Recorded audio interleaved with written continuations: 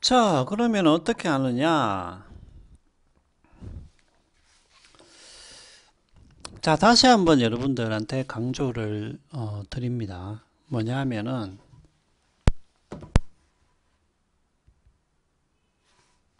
이게 여러분들 저 알람을 내가 맞추질 않았어요. 알람을 맞추고, 예, 예, 됐습니다.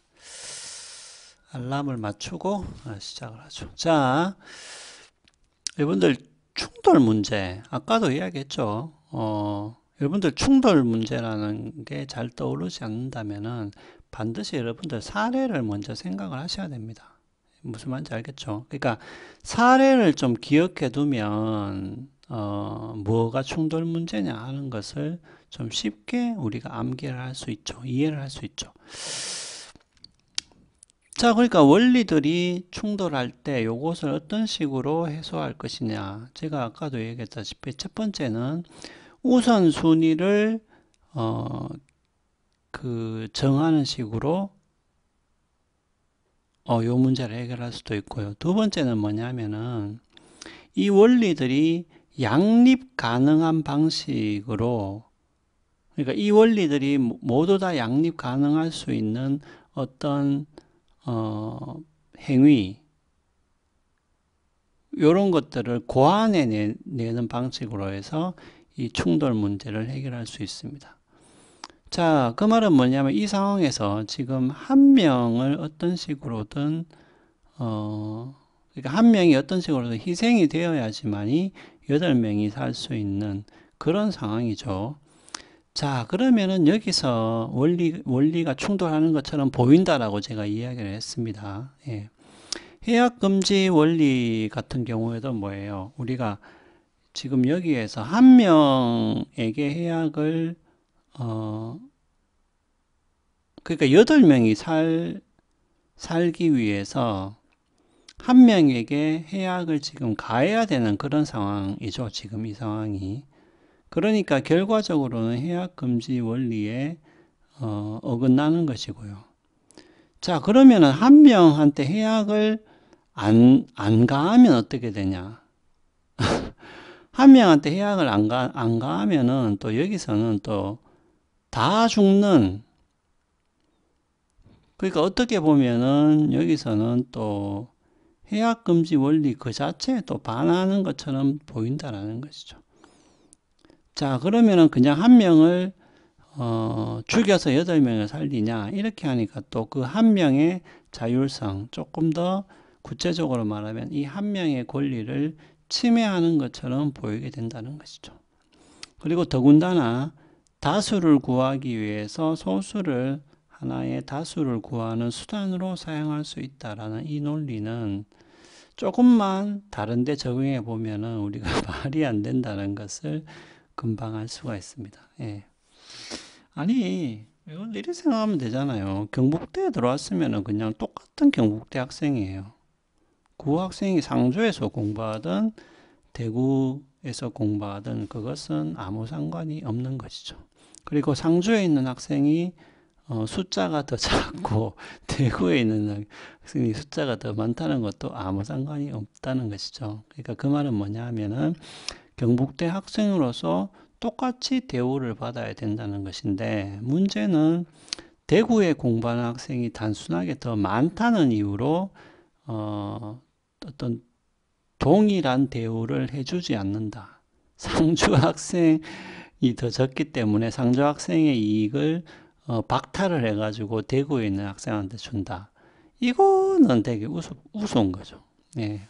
아무도 뭡니까 동의할 수 없는, 예, 그런 논리가 되어버린다는 것이죠. 예. 그래서 여기서는 계속해서 해약 금지의 원리, 그 다음에 자율성의 원리, 정의의 원리가 계속해서 충돌하는 것처럼 보인다는 것이죠. 그럼 만약에 그럼 이러면 어떠냐? 제비뽑기를 한단 말이지. 그러니까 강제로 한 명을 어떤 식으로든 죽이거나 불이익을 주는 것이 아니라 제비뽑기. 자, 제비뽑기라는 말이 여러분들 어려우면 사다리 타기. 근데 이제 동의를 구한다는 거죠. 이게 중요하죠. 그러니까 그러니까 누가 희생될 것인가라는 것에 대한 사다리를 타자. 근데 그 사다리를 타자라는 것을 강제로 사다리를 이제 탄 게 아니고 물어본 거지. 자, 우리 그러면 모든 사람의 생명이 다 소중하기 때문에 누구 한 사람을 죽이는 것은 말이 안 되니까 누가 죽을지 그러면은 사다리를 타자 이렇게 이야기를 했고 모든 사람이 동의를 했단 말이죠.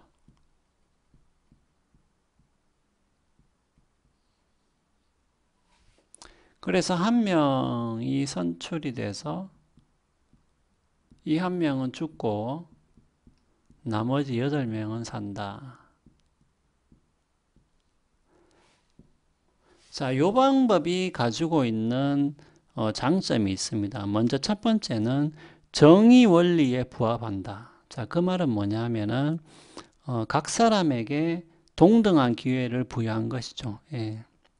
맞죠? 우리가 그냥 너 이렇게 자의적으로 정한 것이 아니라 사다리를 탔기 때문에 모든 사람한테 같은 기회를 줬다는 의미에서 정의 원리에 부합하는 것이고, 그 다음에 두 번째는 동의를 한 거죠. 동의를. 예. 동의를 했기 때문에 그 각자의 의사 혹은 각자의 권리를 또 침해했다고 보기도 힘듭니다. 예. 각자가 자신의 의지대로 동의를 한 것이기 때문에, 그리고 해약금지 원리에도 일단은 어긋나지 않는 것으로 보이죠. 우리가 한 명은 죽었지만 8명을 살렸기 때문에 이 한 명이 죽는 과정에서도 우리가 그 사람한테 뭡니까? 자의적으로 해약을 가해버린 것이 아니라 이 뽑힌 사람은 죽는다라는 것을 모든 사람이 다 동의를 한 상태에서 그 사람이 죽었기 때문에, 예, 뭐 이 죽는 방식은 뭐 본인이 원하는 대로 할 수가 있는 것이겠죠. 자, 그러면은 물론 이 방법도 뭐 그렇게 썩 마음에 드는 방법은 아니지만 그래도 뭡니까? 최대한 해약 금지의 원리, 정의의 원리, 자율성의 원리가 서로 충돌하지 않는 방식으로 적어도 보이죠. 이런 식으로 뭡니까, 여러분들? 각각의 원리들이 최소한 양립 가능하게 만드는 어떤 행동 방식, 방법, 이런 것들을 고안해 내므로써 원리들의 충돌을 이제 해소를 할 수가 있겠습니다. 물론 이 방법에 한 가지 문제가 있어요. 한 가지 문제는 뭐냐면은 조금만 생각해 보면 이것도 알 수 있는데, 뽑혔다.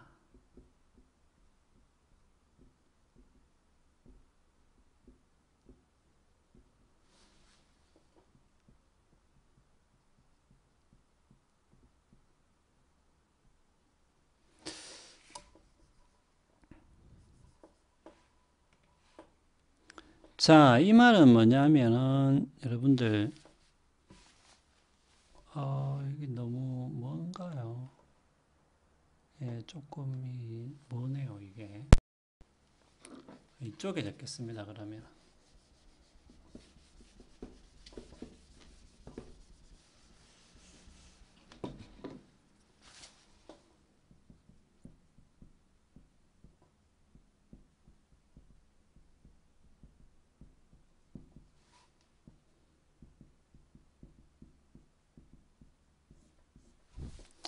자, 여러분 요거를 좀 자세히 보셔야 되는데, 요 사다리에 뽑히게 되면은 어떤 문제가 있냐면은 자기 몸에 대한 결정권은 박탈이 되는 것이죠.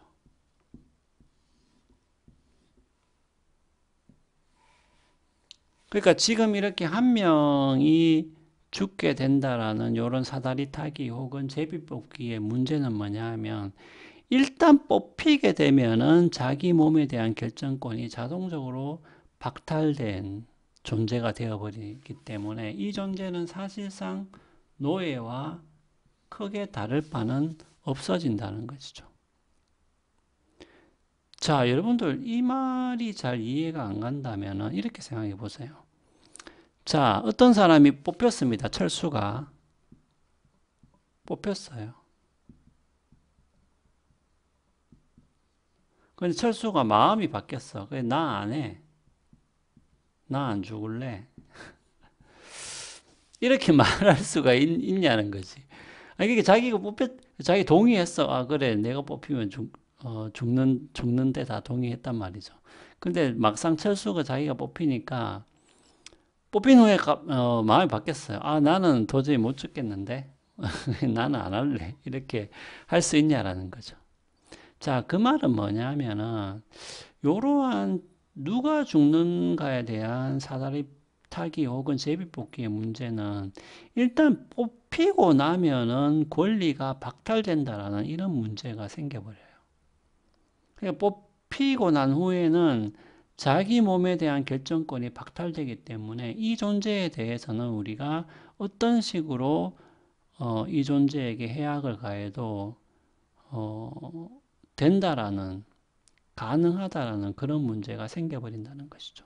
그러니까 나 안 해라고 해도 이 말이 더 이상 받아들여지지가 않게 되는 문제가 생겨버리죠. 왜냐하면은 사다리에 뽑혔다는 것은 자기 몸에 대한 결정권이 박탈된다는 의미로 우리가 이해할 수 있기 때문에 그런 겁니다. 예. 그래서 이런 식의 사다리 타기는 우리가 일반적으로 법적으로는 인정이 되지가 않는다는 것이죠. 예. 그 말은 뭐냐면은 우리가 자기 몸에 대한 결정권을 계속해서 자기가 가지고 있다라고 가정한다면, 맞잖아요. 여러분 자세히 생각해 보세요. 사다리를 타서 내가 뽑혔다고 하더라도 자기 몸에 대한 결정권이 여전히 나한테 존재한다고 한다면, 철수가 자기 뽑혔어. 근데 자기가 마음이 바뀌어가지고 나 안 해 라고 하면은 뭐 어쩔 수 없는 거지. 그건 못 죽이는 거죠, 철수를. 왜냐하면은 자기 몸에 대한 결정권을 철수가 여전히 가지고 있기 때문에 그러한 것이죠. 예. 그래서 이런 문제점이 있습니다. 자, 그러면 여러분들이 또 자꾸 이렇게 이야기를, 아니, 자기가 동의하지 않았냐. 그러니까 사다리 타서 뽑히면 죽는다라고 자기가 동의하지 않았냐. 그렇기 때문에 사다리를 타서 자기가 뽑혔으면 죽는 게 마땅하다. 이렇게 또 우리가 생각할 수 있잖아요. 근데 그게 아니라는 거지. 자, 그게 왜 아니냐라는 거는 바로 이어서 이야기를 하도록 하겠습니다.